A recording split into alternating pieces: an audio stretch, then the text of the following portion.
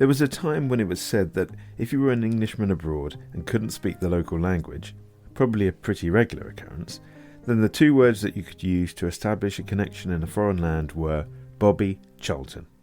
He was that famous. And with his passing, world football has lost an icon.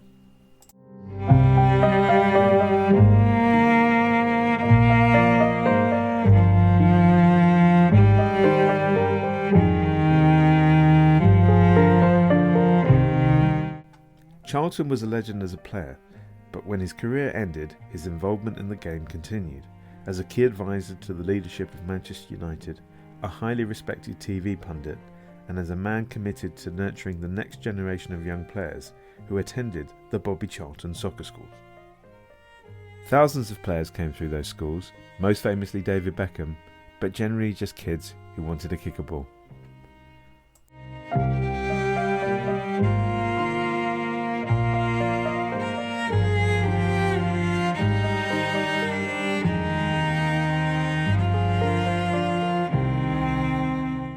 When my dad, Ken Goldman, interviewed Bobby Charlton in the 1980s, the topic of the soccer schools and his approach to coaching were the main focus. What shines through is Bobby's love of the game and his delight in sharing that love with the next generation. I hope you enjoyed the chat between two men with a passion for football. And rest in peace, Bobby Charlton.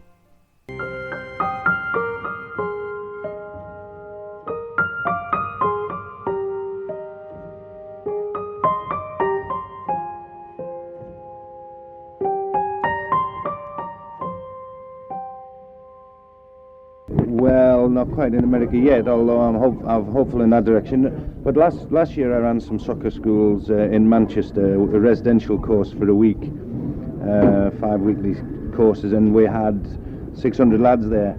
And from that, because it was so successful and we worked hard, tried to make it a really good course, more a holiday, I would think. We've had a similar response, and in fact better response this year. So much so that I've been across to New York only over this last few days, and we've got I've had great response there too. It looks as though we'll be bringing American lads over, and also I'll be taking possibly a group of coaches across there different times of the year. It's in its infancy, that, just at the moment. I'm more concerned really that the lads in this country get the benefits, because we run a terrific course, and so much so that the FA said that we had their full approval because of the way it was run. And can I ask who've been staffing your courses? Well, it depends on the numbers, but I had last year I had myself, I had Jimmy Armfield, Ian Callaghan. I had about 15 to 20 coaches depending on the number of lads per week, and we had counsellors, etc. And then I had guest players coming in. Martin Buck and Dave Sexton came in, did the odd hour, you know. And what do? They actually go out on the field, get coached in various techniques and skills? Well, really what I try to do is to just sell football to them from 10 to 16-year-old, unless the older group want a little bit of actual physical work. All I want them to do is to enjoy football, and at the end of the course go away thinking football's the greatest game in the world. There's plenty of time when they leave school for the physical side, for the training and the running, etc. We give them a terrific holiday. We show them videos, we take them to football grounds, we take them to football matches, we give them football morning and night. We have talks, we have lectures, non-stop, but all to glamorise the game of football, so that football is a colourful game for them, not a slog, not another school's lesson.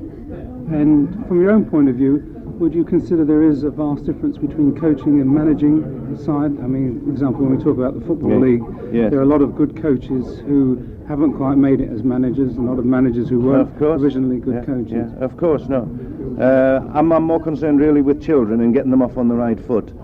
I can only go back to my own experience, and I look back to the way that I was taught very early on, and that I was allowed to just sort of find my way into the game, but I fall in love with it really, and that's what I've tried to do with the children. I'm not after making them great coaches, I'm not after making them great players, but I want them at the end of the day to be better off at the end of the week than they were at the beginning, and every one of them says that they've enjoyed it, they think that football's terrific. And if you love the game of football, you can then work on them later. And what do you think that we've lost over the last few years since you came into the game originally?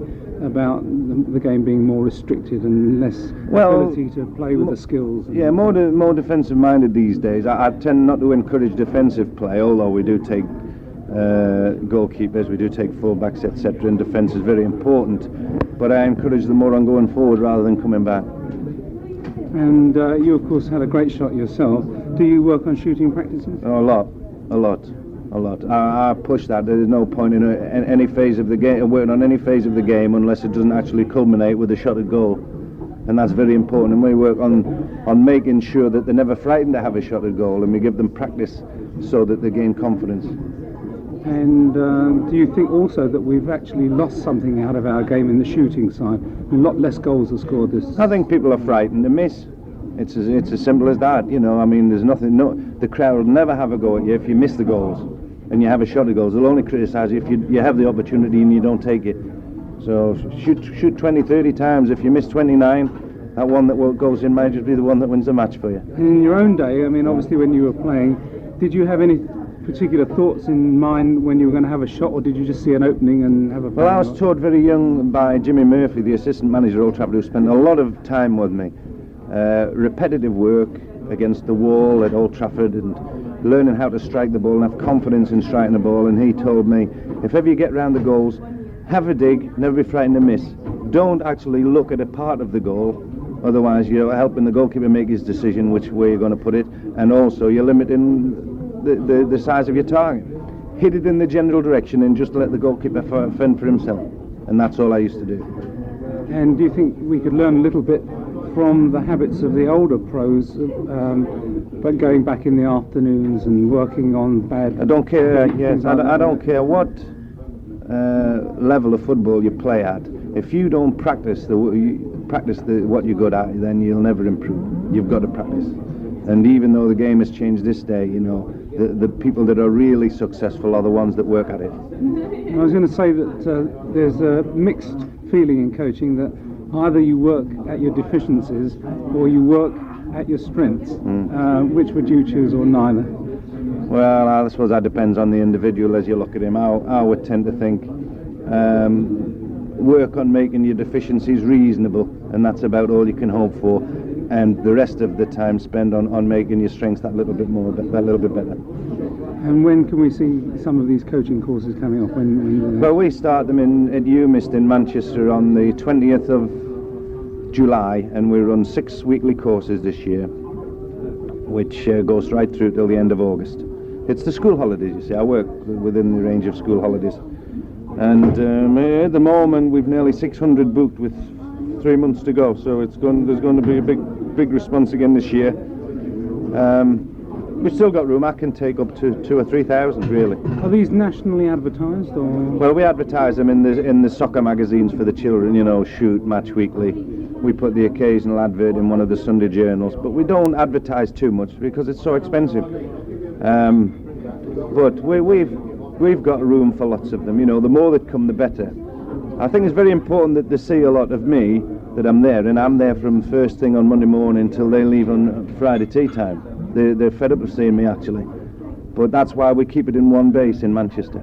And if you had a maxim for coaching, what would it be? Well, I'm talking about children now. Children now enjoy it. You know, football's a game. It's a sport to be enjoyed. It's not another football lesson. It's not another lesson like once they leave school they're going to say, oh, thank God I don't have to do that anymore.